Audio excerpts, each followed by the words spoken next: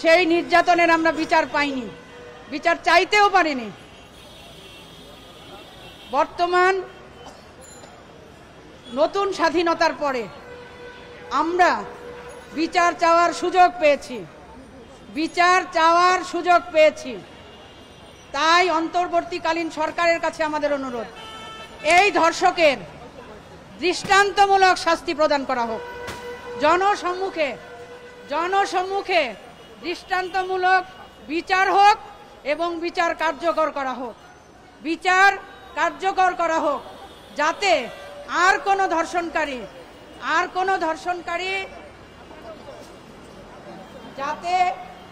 কোনো ধর্ষণকারী সাহস না পায়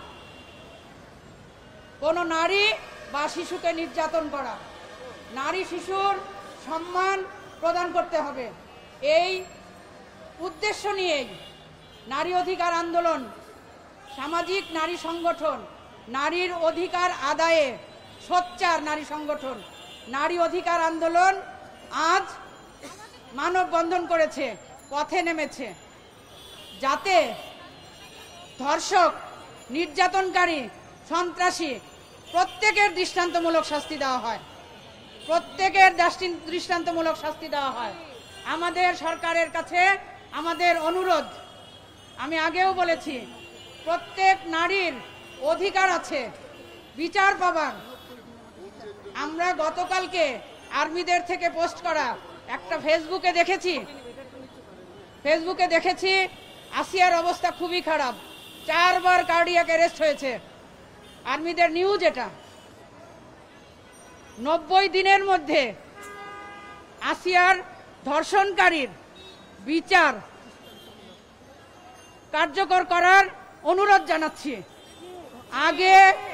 আগে অ্যাসিড ছোড়ার খুব প্রবণতা ছিল, দৃষ্টান্তমূলক শাস্তি দেওয়ার পরে অ্যাসিড নিক্ষেপ যেমন কমেছে, আমরা আশা করব ধর্ষকদের, নারী শিশু নির্যাতনকারীদের জনসম্মুখে সর্বোচ্চ শাস্তি প্রদান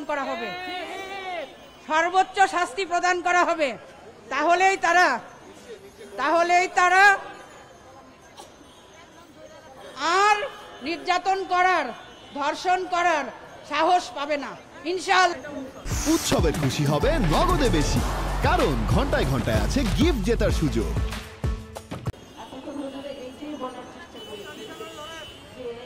আজ নারী এবং এমনকি কন্যা শিশুরও নিরাপত্তার অবস্থা মানে এতটাই গেছে যে আজকে যে এই পাশবিক অত্যাচার আজকের উপর হলো, তার জীবনটাকে তছনছ করে দেওয়া হলো এবং তার এই দুঃসহ যন্ত্রণা এবং তার অসম্মান গোটা দেশ বেশি মর্মাহত, সেই সাথে আমরাও মর্মাহত।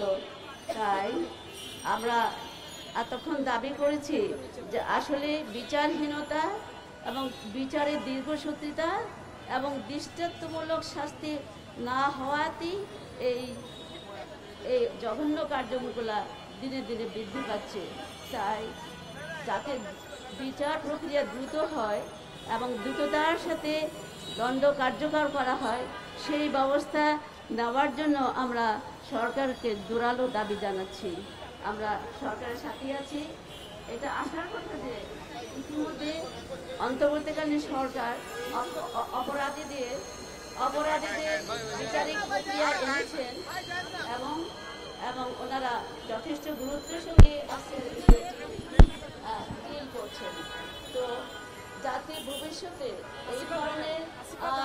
এই ধরনের নির্যাতনের শিকার না হতে হয় এবং নির্যাতন কমে আসে এবং নারী এবং কন্যা শিশুর জন্য একটি সুস্থ ও নিরাপদ ভবন করে তোলা যায়, সেজন্য আমরা সরকারের উদ্দেশ্যে আমরা কিছু প্রস্তাব পেশ করছি এবং আমরা অনুরোধ করব প্রস্তাবগুলো যদি যুক্তিসম্মত হয় এবং এই সরকার সেগুলো বাস্তবায়নের প্রচেষ্টা নেবেন। তো প্রস্তাবগুলো আমি পড়ে শোনাচ্ছি আপনাদেরকে। তো নারী ও কন্যা শিশু নির্যাতন বন্ধে বিদ্যমান আইনের কার্যকর প্রয়োগ নিশ্চিত করতে হবে। আসলে নির্যাতনটা যে অনেক ভালো ভালো আইন কিন্তু এখনও আছে, কিন্তু আইনের কোনো প্রয়োগ নাই। সেই প্রয়োগটাই, সেই অ্যাপ্লিকেশনটাই মানে করতে হবে আপনার। 2, দোষী ব্যক্তিদের অতি দ্রুত আইনের আওতায় এনে যথাসময়ে দৃষ্টান্তমূলক শাস্তির ব্যবস্থা করতে হবে। আমরা দৃষ্টান্তমূলক শাস্তির কথাটা বারবার বলছি। দোষী ব্যক্তিদের অতি দ্রুত আইনের আওতায় এনে যথাসময়ে দৃষ্টান্তমূলক শাস্তির ব্যবস্থা করতে হবে। 3, বিশেষ ট্রাইব্যুনালের মাধ্যমে, ট্রাইব্যুনালও আছে, নারী নির্যাতন ট্রাইব্যুনাল মাধ্যমে বিচার কার্য কীভাবে দ্রুত পরিচালনা করা যেতে পারে সেই ব্যাপারে সরকার পদক্ষেপ নেবেন। শরিয়া আইনের ভিত্তিতে এই নির্দিষ্ট কাজের বিচার করা যেতে পারে, কারণ এই ক্ষেত্রে শরিয়া আইনের দণ্ডগুলা যথেষ্ট কঠোর। আসলে কঠোরতা অবলম্বন না করলে এই ধরনের পাশবিক এবং এই ধরনের বিভৎস কার্যক্রম কমবে বলে মনে হয় না। নারী ও কন্যা শিশুর প্রতি এই পাশবিক অত্যাচার দমনে কঠোর দণ্ডবিধি প্রয়োগ করতে হবে, আর এই দণ্ড প্রকাশ্যে কার্যকর করতে হবে, যাতে ভবিষ্যতে এই ধরনের কাজ করার সাহস আর কারো না হয়। আপনাদেরকে অসংখ্য ধন্যবাদ। আসসালামু আলাইকুম রহমতুল্লাহি ওয়া বারাকাতুহু।